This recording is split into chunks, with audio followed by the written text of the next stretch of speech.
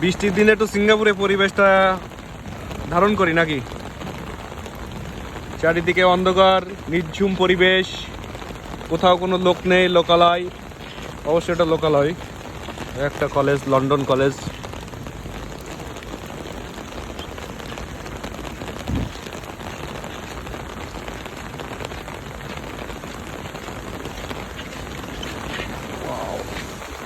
যে পরিমাণ ঘাস হয়েছে,